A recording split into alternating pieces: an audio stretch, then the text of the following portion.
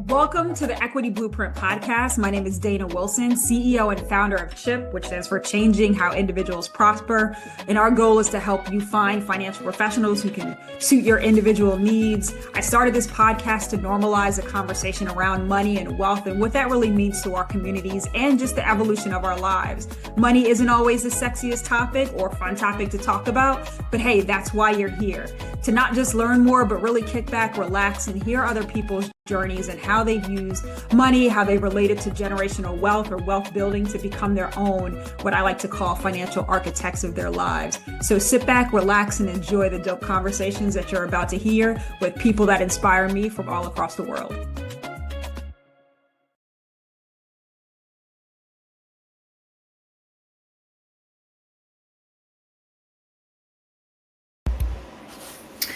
All right. Hello, everyone, and welcome to another episode of the Equity Blueprint Podcast. If you have been following the journey and been listening, definitely grateful to have you in all of these conversations. So don't forget to subscribe and share.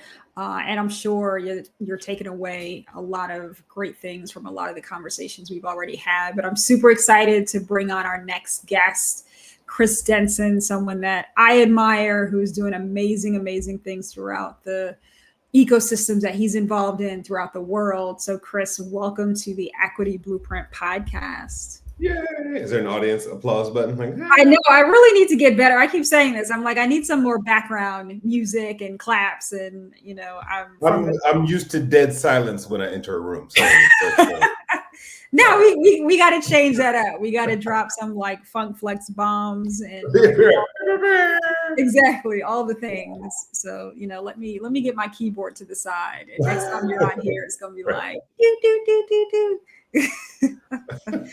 all of the things. Well, again, super happy to have you on here. I always like to kick it off and ask everyone what their personal money story is and what that word actually means to them. But I kind of want to start from a different standpoint today and really understanding, what does legacy mean to you now as it relates to your financial journey and what that how that word has evolved for you at this point in your life? You know, it's interesting. Like when I think about legacy, and I don't think about it often, but in this context, I'm like, I'm a parent. And that is the first thing that comes to mind. Like, what am I handing down to, future generations, not just socially, but like in my own household, right? I believe in this like concept of dropping a, pebble in the pond and like letting the invisible ripple effects be what they may, how one person's perspective can affect other people's experiences in life.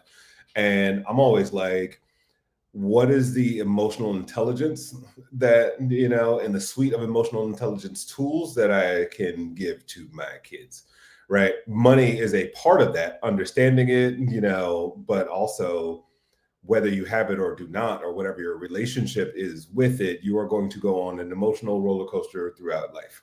And if you can do that in the healthiest way possible, that's what I hope my legacy is giving them tools and giving the people I encounter, through my work and vocation and social circles, like the tools that then affect their, individual ecosystems. Yeah, I think that's a great point too, because I feel like sometimes we have so much concentration around, the money, the hand holding of it, what it can do for us, the visual effects of it, versus if we're not in a good place to receive it, to do something with it, it doesn't really matter, right? If we're not healthy, happy, have joy, you can have all the money in the world. We see, we're seeing a lot of that stuff in real time, and it doesn't really matter, right? People are very miserable. So how do you really take all of that and build it into how you, maybe talk to your kids about money, how you relay that healthy aspect or that joyous aspect you kind of lead into throughout these conversations? I'm thinking, in real time.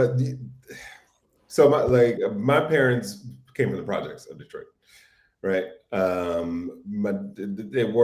got divorced when I was very young, but my dad kind of like struggled along the way, and my mom kind of like skyrocketed, right? Had investment properties and all the right retirement accounts. I'm actually dealing with her and some older parent issues now, and I'm like, what she was able to tuck away is amazing. And so I have both. Like my dad was kind of like silly and very fun, and my mom was like, "These are the methodologies of how you do things." And I think I have both of those in me. So when I'm dealing with my kids, it's I try not to be too heavy-handed with it, but it is like, I don't know. For instance, when the getting my son to read, I put money in books, and I have a small little library of books on the ledge by the kitchen. Some of them are really heady. Like one is on tyranny, which is something that a lot of us feel like we're experiencing now. Then it might be something like I was gonna say Lord of the Flies, but I put money in those books. And like when you get to that page, you can have the money. And then it's like, what are you going to do with that? I believe in this rule of thirds. So, a third to spend, third to save, third to give. And so like just starting with that like relationship, like, okay, I can actually direct the flow of my money rather than having, especially if you're a parent, it's like, can I have, right? Like I just gave you. And most of us give into that. And I think, I've been through periods of like very dry patches in my career, and I've been through periods of flourishing. And I also try not to bring the ups and downs of that stress into that environment, so that when they grow up, they have like inherited money stress. While God bless my mom, right? Like I think I don't know, we really silly anecdote that just came to mind. She was visiting here, and she's like, "Oh, you guys want to get a bucket of chicken?" And so we this isn't our usual meal, but we decided to go to KFC. And we pull up, she's like, "I'll treat." And she got so upset about the price of the bucket of chicken.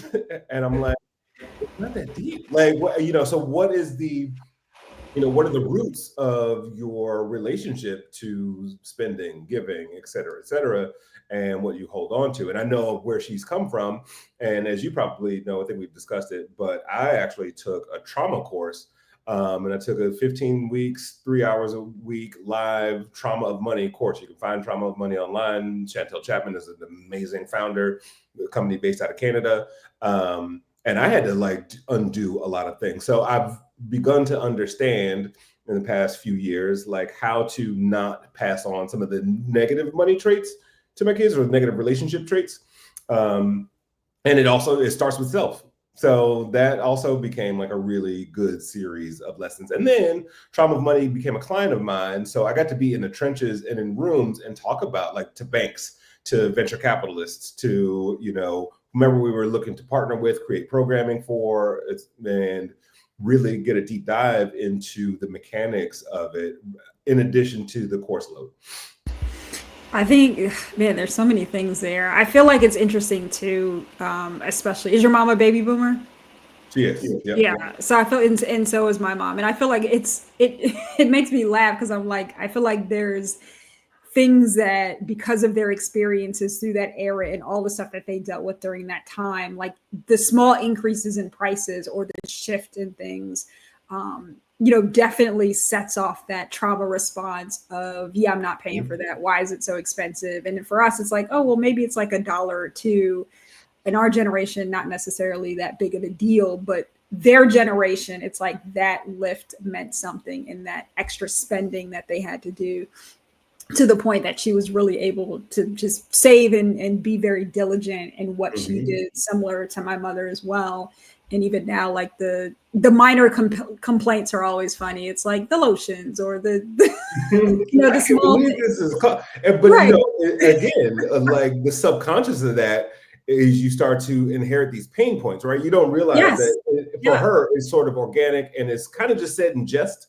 And but the behavior, if you don't unpack it over time, is like, I start to feel that way when I run into a scarcity period, right, where things are thin. And also I live in LA. California prices and Michigan prices are very different for a lot of things. So the sticker shock for her when she comes to visit is a lot different. Or just for my friends that come visit, or family, like it's always like, whoa, what? And I'm like, yeah, it costs okay. And but I'm also like I have to realize, it also allows me the opportunity to realize how blessed I am, to Mhm. be able to be the type of parent I've been able to be and put kids in programs. And despite whatever, hurdles I may have encountered along the way, that I've overcome a good majority of them, and some of them I'm still working on, but I have a very different comfort level with the work that I need to do, both in my financial world as well as just my own internal ecosystem as a whole. Oh yeah, and I feel like it's something that we don't often focus on. It's like we just kind of live in the trauma, but we don't actually take the time to acknowledge it and then do something to deal with it in the way that you did, right? Looking at it from, oh, this is why I actually think this way, and now I'm going to put myself in a position to work through all of these steps, to go through this program and now be even more smarter, confident, more brilliant when it comes to your, the way you think about your Yeah. finances, and start to help other people down that road. But I feel like a lot of us just don't get to that point because we just don't want to face it. We don't want to deal with it. We don't want to acknowledge it. It's scarier. It's just easier to live in the complaints versus moving over to the other side of actually dealing with whatever our financial trauma is.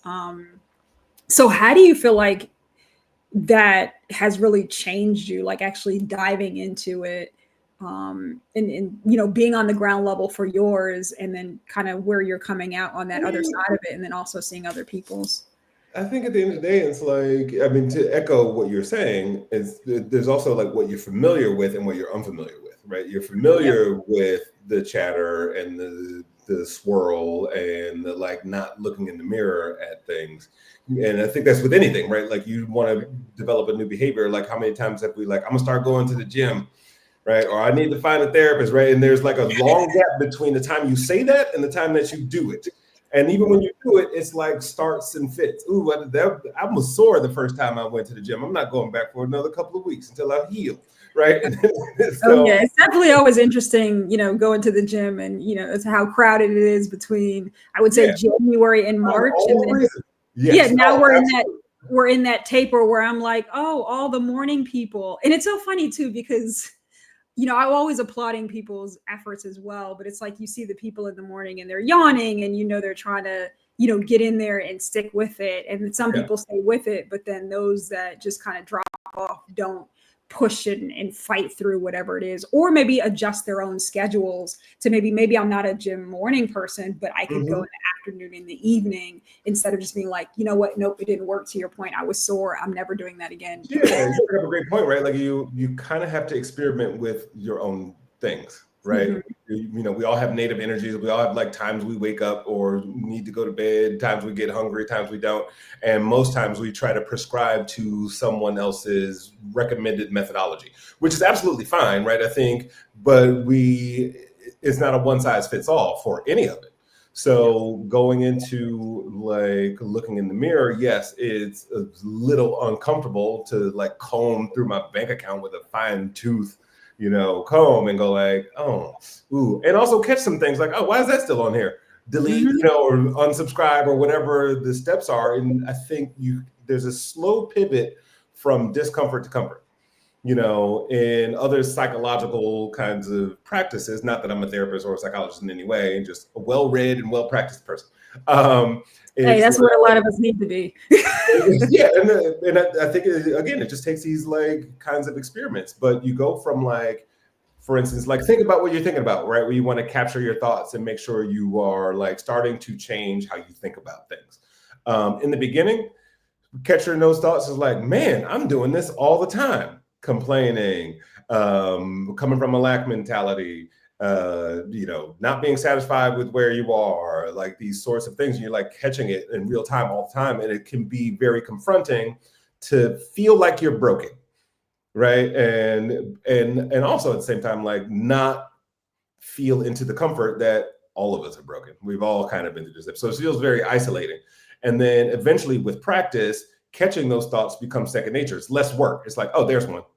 There's another. Okay, cool. Let me work through that. Then the third part of it is, I like to say, it's almost like catching the thoughts like you would catch butterflies with a butterfly net. You're like, oh, I got you. Let me let you out the window. Okay, cool. So you go from like rugged work to just being very gentle. Same work.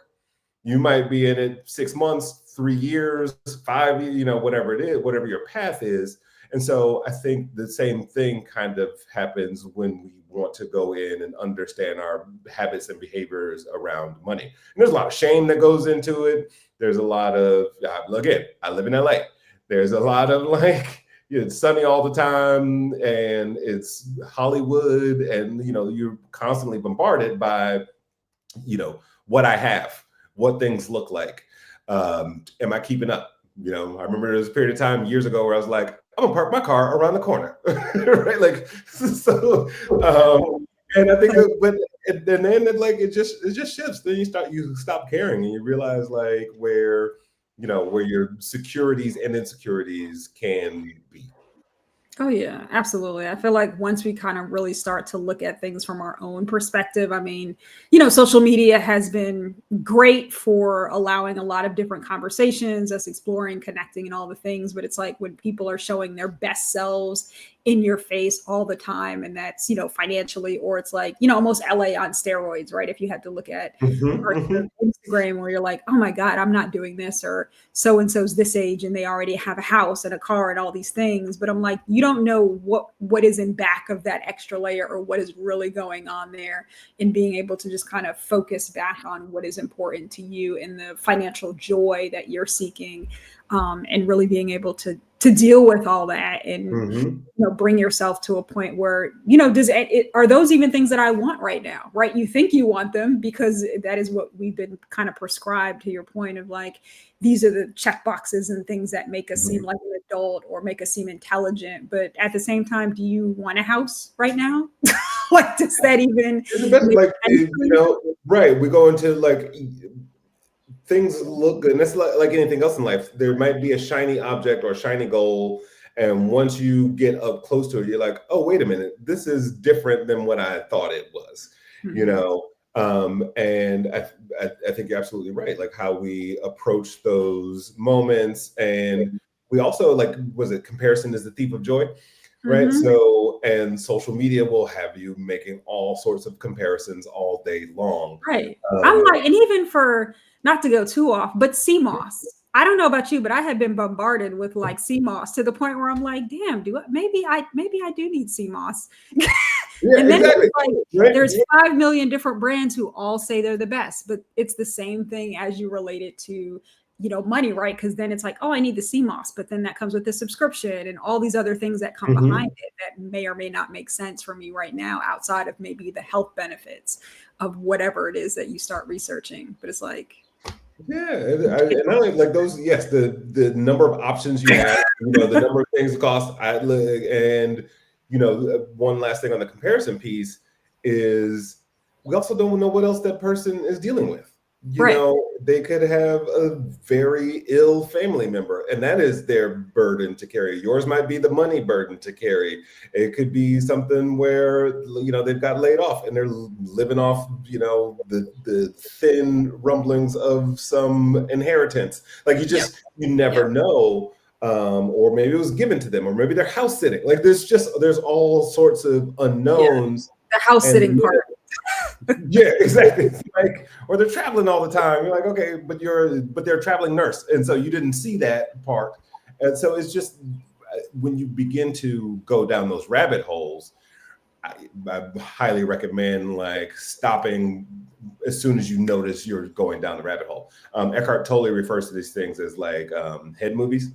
Hmm. So, in some contexts, it may be like, ooh, if I get this job, then I'll be able to afford this and I can save this amount of money. And then I can go on vacation to this place I've been wanting to go. And, my next job, I'm going to have this experience because of what I've done here. You haven't even gotten to the first or second interview yet, but Right. already you're embodying a future. So guess what? When that interview doesn't happen or you don't get the job, now it's not just like, oh, I didn't get the job. It's like none of these things are going to be possible.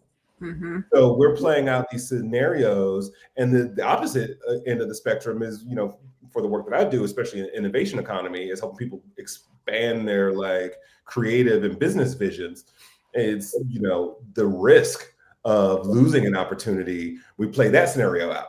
Oh well, Hmm. if I'm going to do the safe thing, because if I do too many unsafe things, I'm going to lose the job, lose the contract, lose the investment.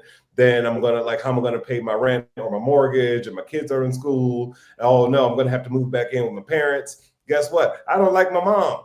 And like, so we're already off in a whole other direction. And then, so this idea of presence just becomes so important, whether it's a spending or a saving decision or an investment decision or putting something on autopilot. Like, what can keep me present? And you're definitely right, like about the distractions that are always on.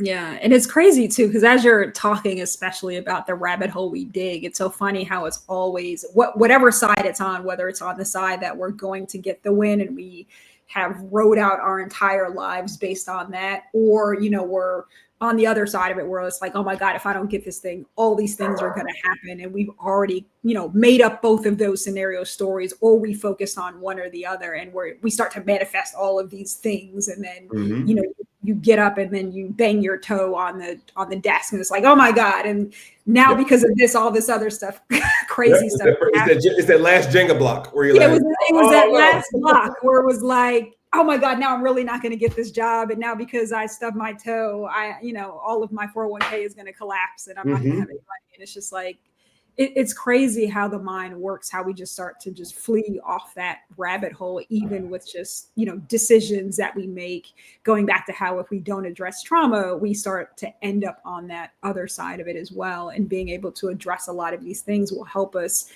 put things in perspective where it makes sense, where it's like, okay, well, I'm headed down this path. Even if I get this thing, it doesn't mean that world is over or my money's not going to be there or I'm not going to be able to do these things. It's just to add a layer that might help me get there faster.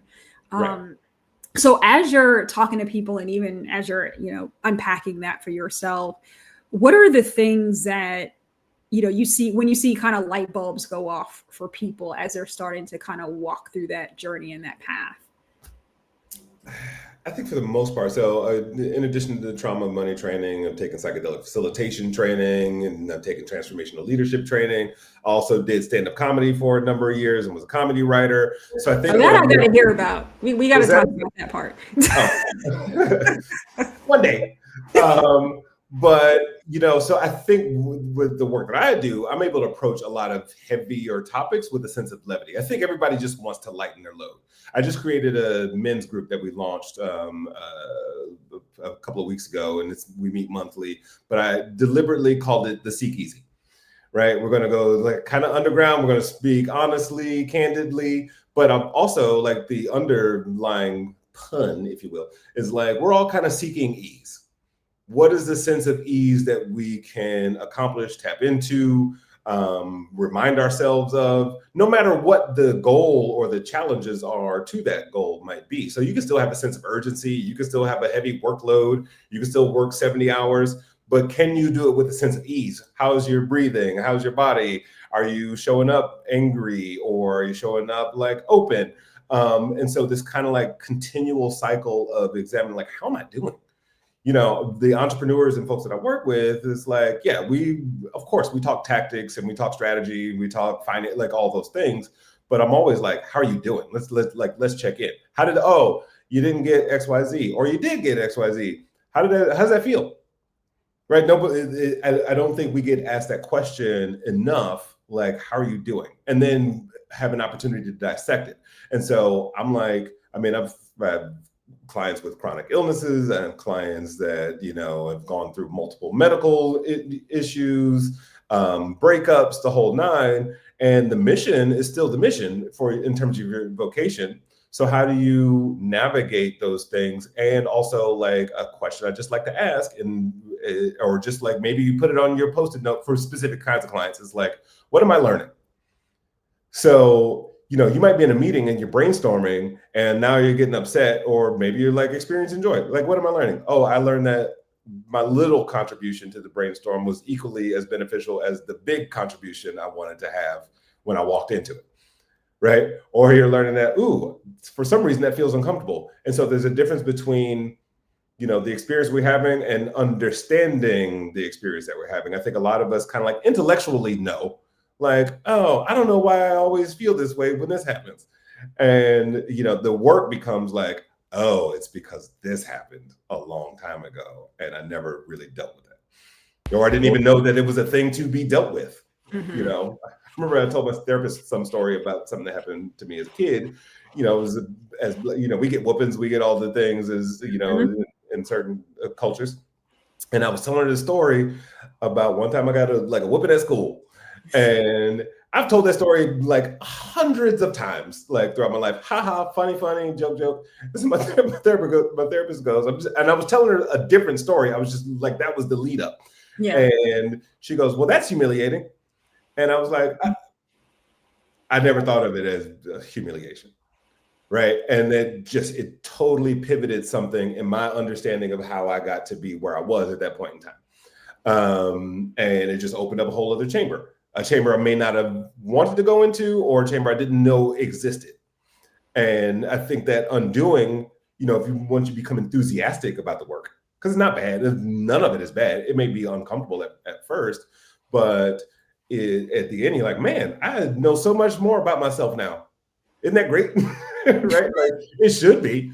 You know, anyway, I can go on and on about that stuff because I like to nerd out about No, I think it's an interesting point too, because I feel like especially when we're talking about different cultures, especially ours in the Black community, and we look at different things like that, and it is kind of like this, haha, oh, this happened, but it's never usually the point that we deal with. Oh my God, that actually did bother me, yes. right? And even as adults, it's like, oh yeah, just go grab a switch off the tree, and we're Mhm. seeing different things in different videos, and it's just like, no. And I feel like it's interesting too to see some of the comments on different videos now as an adult, where you're just like, yeah, I see how we all think this is funny, but now that we're more mature and nuanced and different, and we're talking about different things at this part in Mhm. life in general, we see it through a different lens, where that word does come up, like, no, that point is actually humiliating for that kid or Yeah. that person,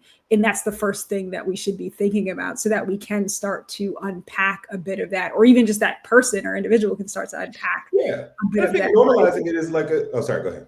Oh, no, no. I mean, that was really all I was saying, is kind of like, we don't stop there. We're just like, we just jump over, and Yeah. the same thing we do with everything else, especially I think normalizing it is a form of coping, yeah, right? yeah, You absolutely. find somebody who has the same sort of trauma as you, and that could be little t or big T trauma, and then you're like, Yeah, yeah, right? Like it is a way to mute and navigate through something that is psychologically and subconsciously really confronting. mhm, And so it works to a point.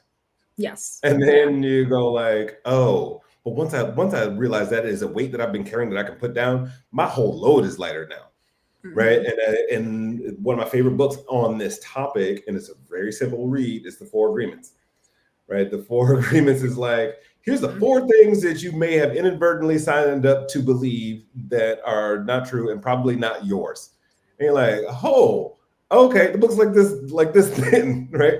And it just again just opens up these chambers where you're like, oh, okay, so I don't need to believe this, or I can challenge my own convention, which I think is what innovation is in and of itself, is challenging convention. Oh, everything's been done this way. What if I did it this way?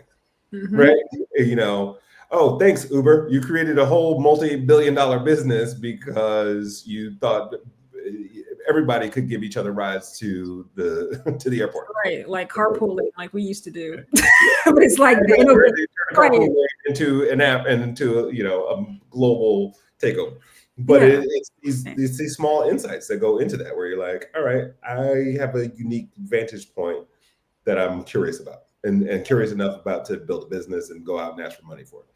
Oh yeah. And then figuring out, well, once you have all that, you've built it, you have the money, it's like, what is next from there, as you're starting to find what actually brings you joy? Because although you're doing the things, it may not even be the company itself, right? I think a lot of us, especially, founders, innovators, visionaries, we see and we want to help, we want to put something amazing in the world, but it's also like, well, is that really the thing that is bringing you joy, or is really going to, make you feel like you've made some sort of larger impact, right? It might not even be that big.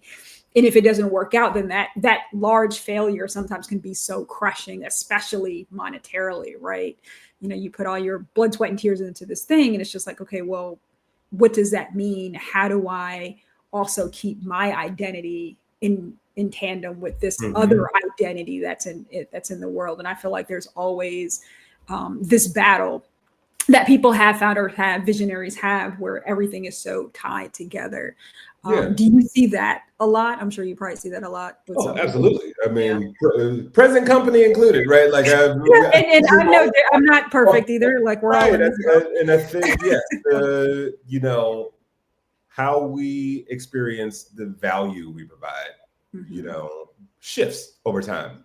I Yep. think the value of doing and building is great, and then I think the value of meaning and connection becomes part of it. And then how do you blend the two?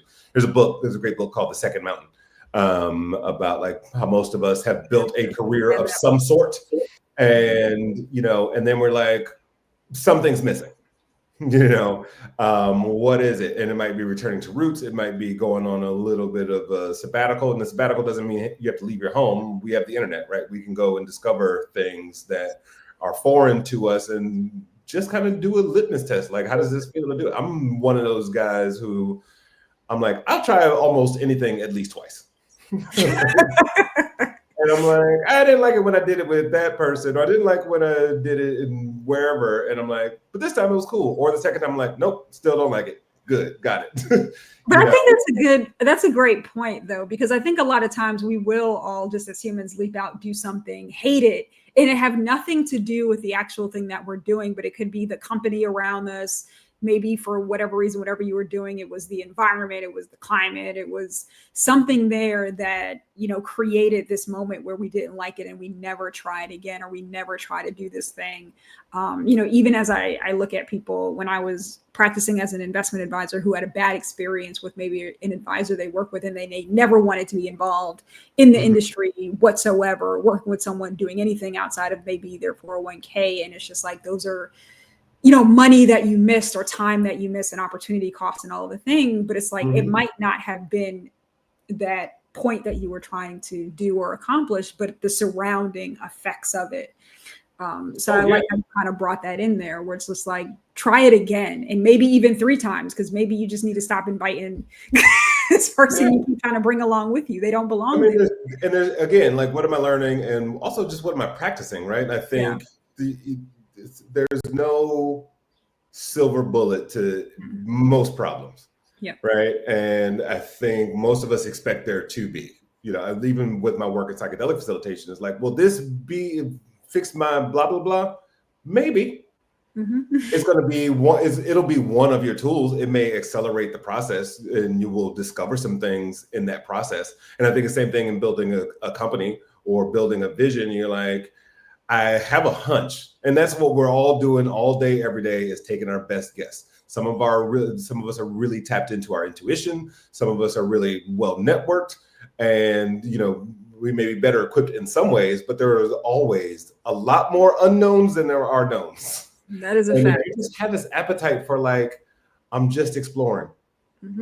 I have a beginner's mindset. I'm just exploring. This is not the end all be all. And I think we put so much weight on it. I even think a lot of founders I work with is like, we all have the done vision, right? We have, I've created the Uber for X, right? Let's just use this as an example. And you keep looking at Uber and you're like, yeah, we're going to be global and we're going to have this and we're going to do that. And you're like, yes, but go back and look at, I tell people all the time, I'm like, go back and look at, any of these unicorns and look at their early pitch decks. You can find them. You can find a lot of them and be like, this is ugly. And the flow doesn't even make sense on the deck. So you start to think about, like, what are the humble beginnings?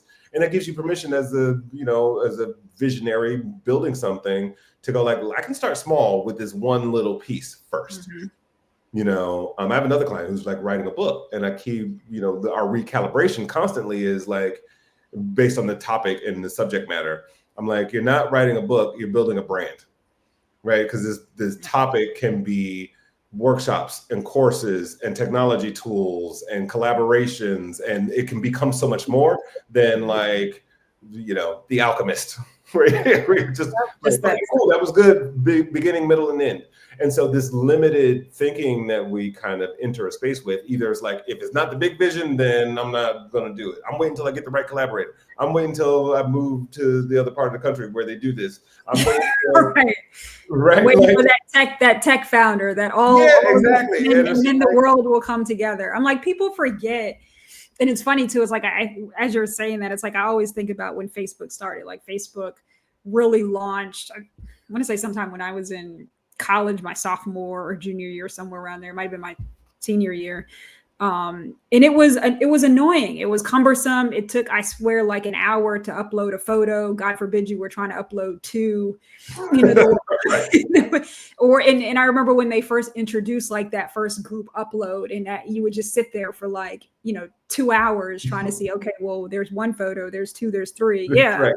and just the look of it. Right.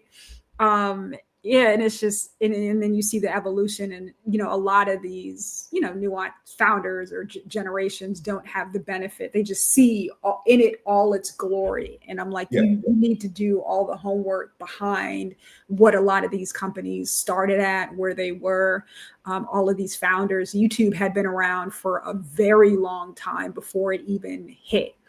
Mm-hmm. And I don't think, a lot of people really don't know about those stories, or even Netflix and, the trials and all of this stuff. Then you just see like, oh, this is Netflix that has everything I need on it. It's like, no, it didn't always have that.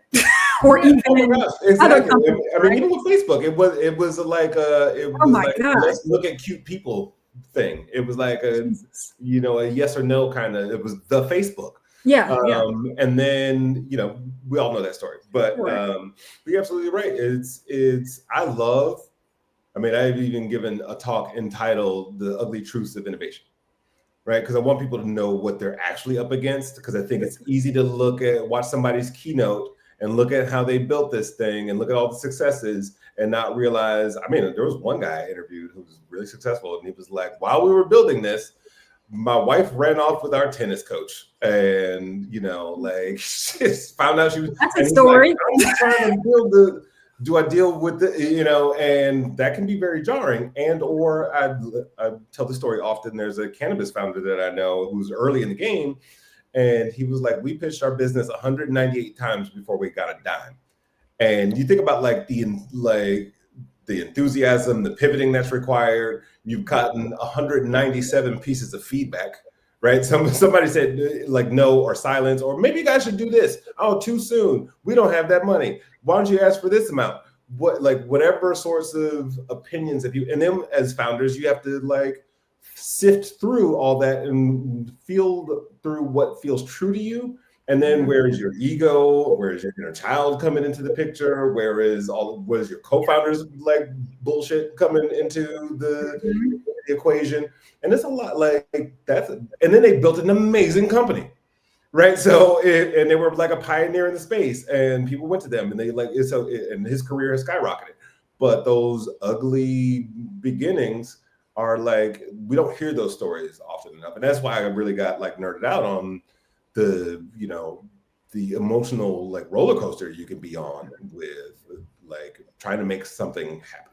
And let's not forget, like for the purposes of this conversation, it's like money is at the center of all of it.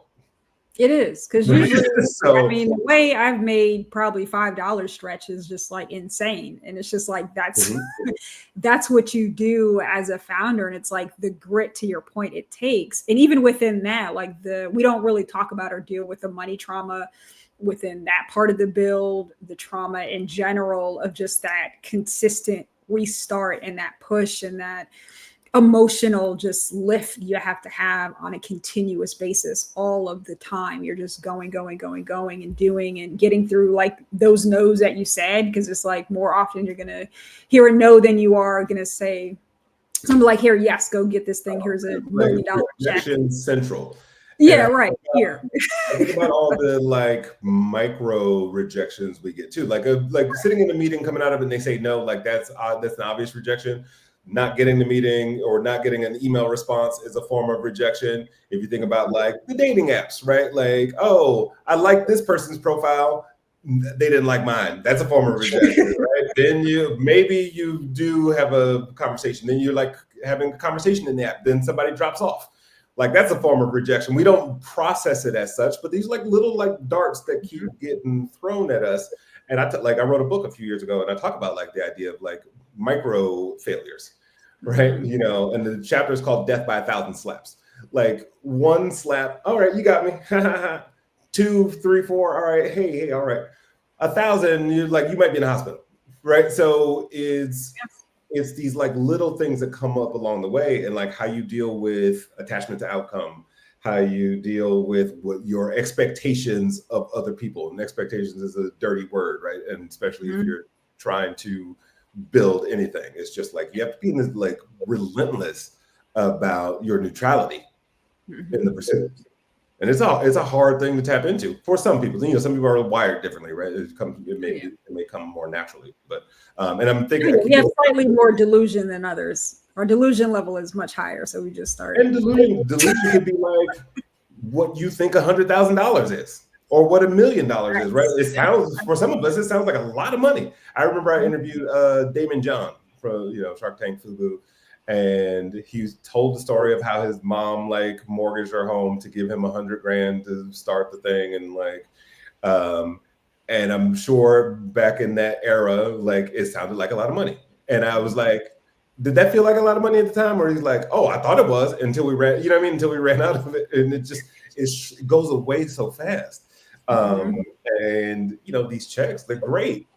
But then you're like, oh, the unforeseen things, the things you didn't Mhm. plan for, the like, oh, I thought we would be fine, but we're not.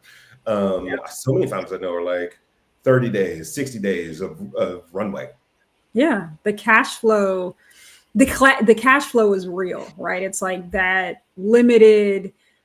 I don't even know if it's like really education around it, but just the thought around it, right? It's really the thought around the cash flow and how it's utilized, what it even means, how you focus on it, or the getting in 100,000 and wanting to do the most, but not factoring in maybe the payroll or the taxes and all the other things that you have to do operationally, but you're just focused all on marketing and sales. And it's like, well, at some point, you're going to have to do all these other things that you must do. And it's like, oh, well, I didn't think about that.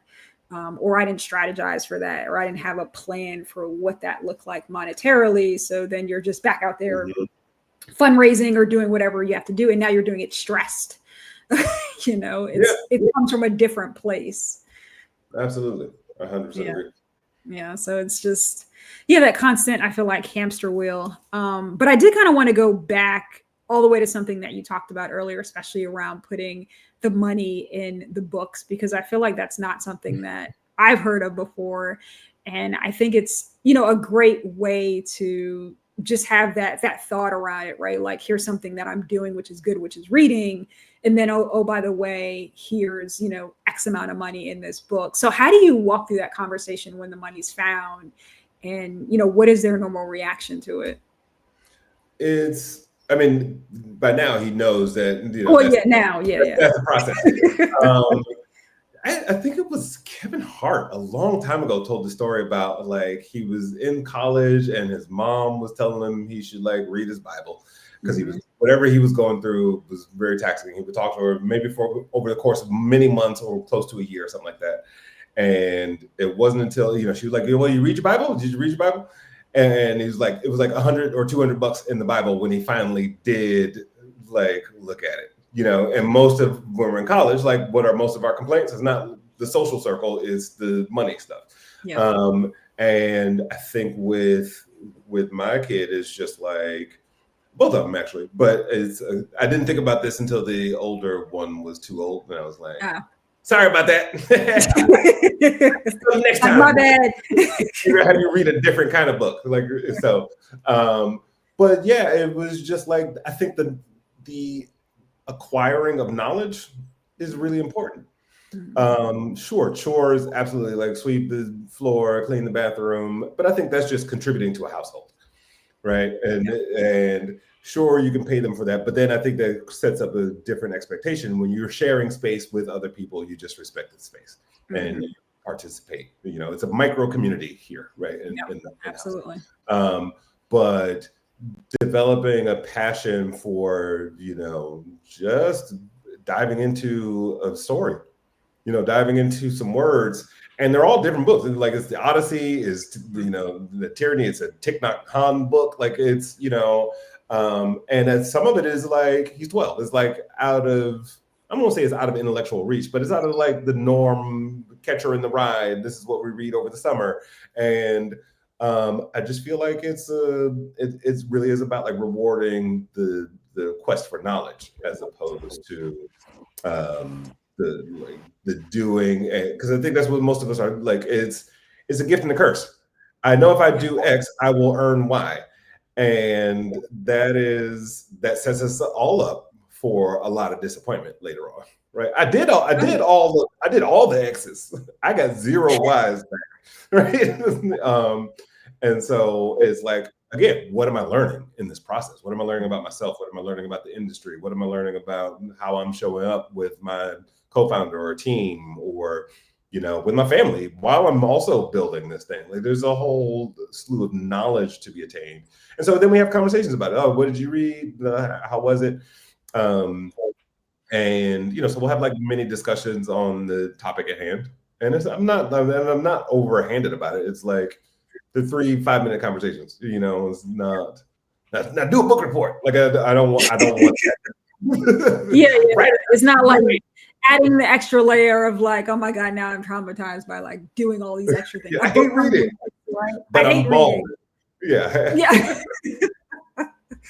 But I think it's great too, because it also allows for the adoption of just not only intellect, but also reading different things and also having like an appreciation for what they're reading, how they're internalizing it, and the different types of books, which probably go into them understanding different types of cultures and nuances and things they probably wouldn't have naturally just read on their own or maybe picked up, but because they're now in this cycle of just this thing that you've introduced, and not as an expectation, but now more of like, hey, I actually like this. I like learning, right? That point that you keep making about what am I learning? Which I think is something I'm definitely taking away from this conversation when I think about stuff that I'm doing. Like, what did I learn from this, right? Mm-hmm. And it doesn't always have to be a situation where everything went well, but what do I need to take away from something in this particular moment? And even just having the thought to just pause to do that is. Yeah, and I think it's important to filter that through like beyond the vocation. Right. Mm-hmm. Oh, maybe we should have had the third slide, be the second slide. Like right. Yes, oh my goodness. There are no such things. But like, what am I learning about myself in the world? Like, go a couple of layers deep. And so, I think by having that reminder, we're always learning something there. Like even as I'm listening to myself talk, I'm like, oh, okay. Like, there's part of me that's processing, and there's part of me that's very present to use data. Oh yeah. I feel like a lot of us don't. Yeah, we don't go as deep. It's just like, this is it, and then it's okay. Well, everything down here is scary. I don't want to water the plant too much, right? I don't want to do too much down there. But I think the depth is where we also find more opportunity, right? I think absolutely. if I bet all my chips on one way of being in one form of existence, and like that fails, is like, there's another assignment that I give some of my clients, and it's just like write in all caps at the top of a piece of paper, what does being, insert your first name. So for you, it'd be like, what does being Dana mean to me? And it's, if you're a parent or a co-founder or manager or whatever your roles are, that is usually in service to those individuals. I'm a dad. Oh, wait, that means I'm a dad to them. Right. So then I have to go like, what does being me mean to me? And it can be a really hard introspective question. And also like I have some requirements on how you like actually respond, but but just being self-referential in that, it really forces you to think about who you are. And like every time you start to head down the road, like I'm a great manager at, you're like, oh, wait a second. Oh, that's in service to somebody else. Mm-hmm. Right. And or I, sometimes I'll go like, what are you devoted to? Some people are like, oh, my job, my family, these things. And 90% of people will not reference themselves as like being devoted to stuff. And it feels counterintuitive. So I talk a lot about this idea of being self-centered. Like the more you work on you, then it's like self-centeredness is usually like associated with being selfish. But in this case, it's like the better I know myself and the better I'm able to show up with ease and clarity and, neutrality, the better I'm showing up for everybody else. And that might mean I have to hermit for a couple of months, or like there was a period of time in my life I was like, hey guys, sorry, I've been down in the dumps, right? But I'm working on something. Mm-hmm. And I know it's temporary. And that's the other thing, is just like these states that we enter, good, bad, indifferent, are all temporary. And that's where that neutrality becomes so important. You can still experience joy and be elated and be happy, but it's just like, it's not permanent. Yep. Right? Yeah, that joy and that ease exists in the sweet spot. Man, I feel like I've got some homework, Chris. I don't know about anybody else listening, but I'm over here with my Post-it note. Like, man, I need to answer these questions. These are good. I feel like we and it's almost like things that you think about, but you don't really spend enough time on. Like, what you do things for yourself, but it's just like, what does that mean?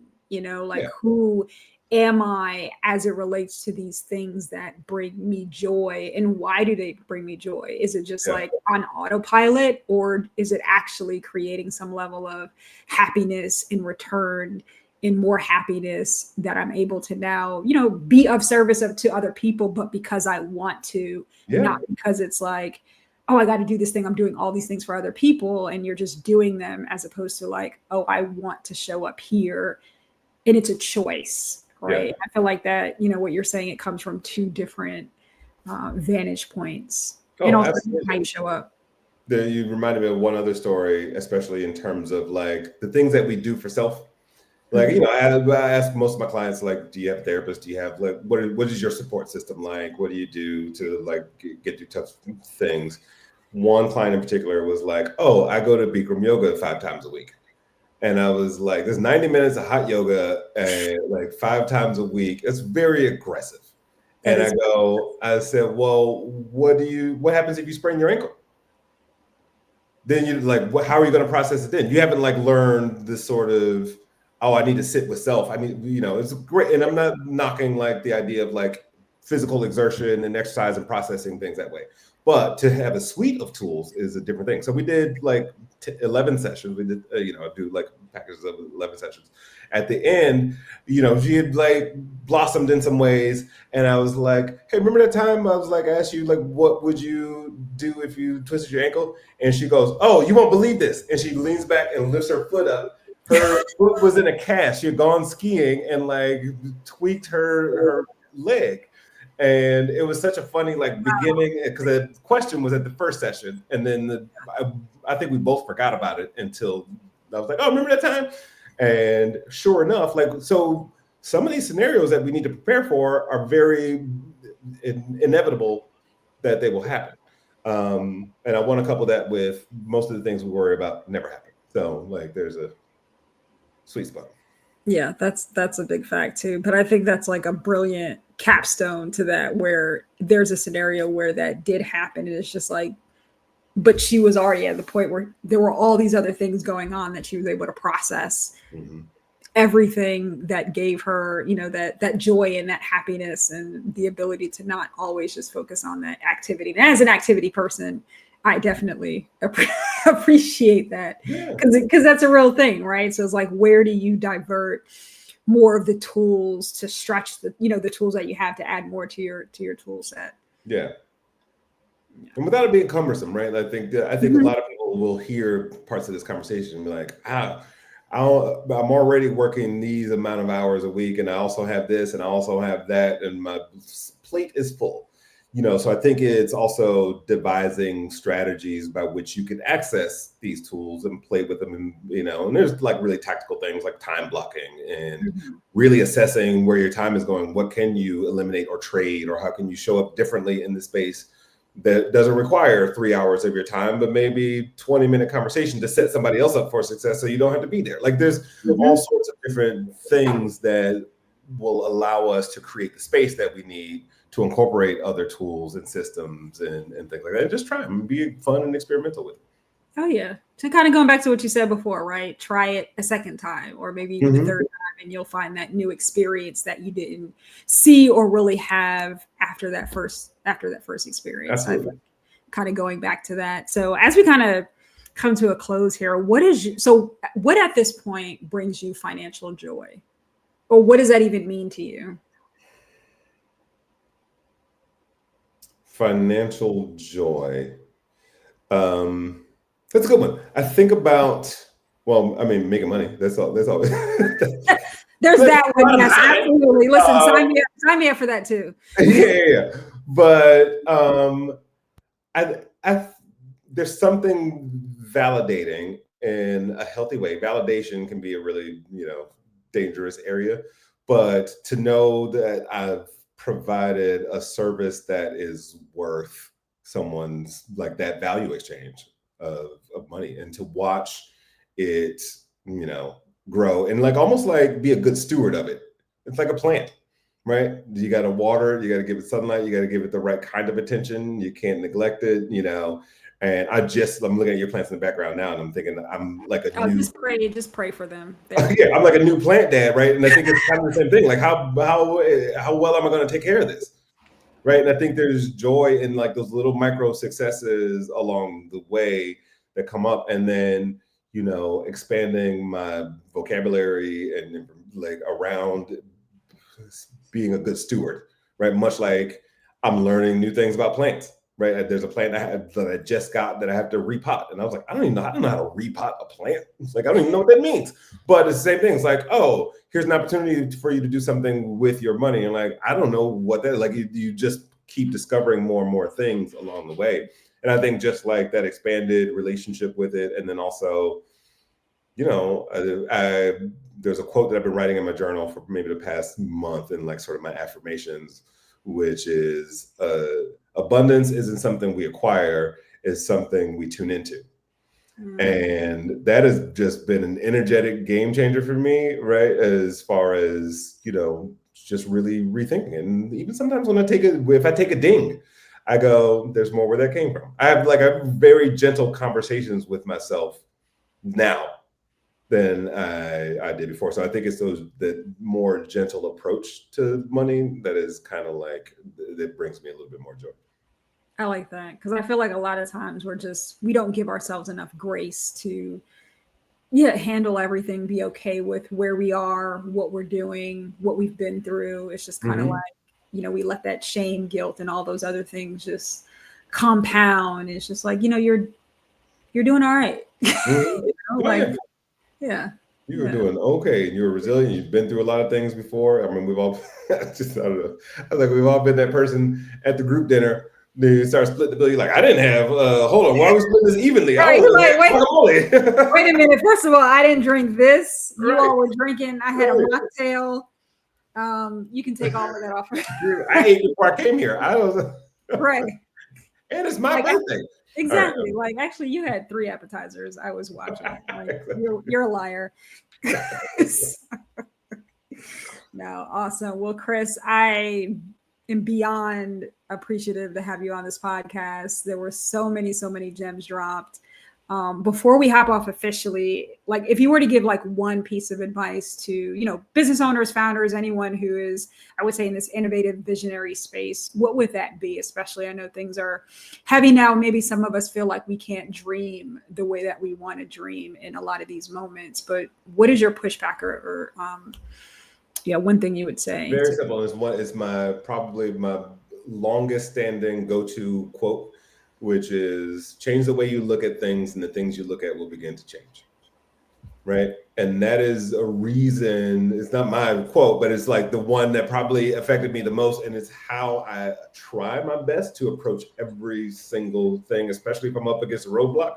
I'm like, all right. And just like looking at it from a different angle, processing it through a different lens. What am I learning? Like, as opposed to just being upset about it, it's like, actually, so that's a process of looking at a circumstance differently. And then you start going like, oh, I think I see something, right? So I think that is, I think that's the innovator's sort of mantra, You see something, you're like, all right, let me look at this a little bit differently and see what we come up with. I love it. I love all of this. I feel like there have been like a lot of things that have been said that need to turn into t-shirts. So whenever you start that next collective of gear, just let me know. Yeah, There's a lot of merch drip that the should be. merch is I am wearing pants that have like Argyle like clown Yeah. pants. See? But these are not for sale. But I will start to per your advice. Yes. Yes. Drop the merch. I'm ready. We're all ready. Well, Chris, thank you again for coming on, dropping all of the gems. I know everyone has gotten a lot from this conversation. Thank you all for tuning in to another episode of the Equity Blueprint podcast. Make sure you subscribe, share, tell a friend, bring a friend, listen with friends, listen by yourself, and tune in. You can get this podcast from wherever you listen to your podcasts. And until next time, take care and be well. Yeah. Thank you.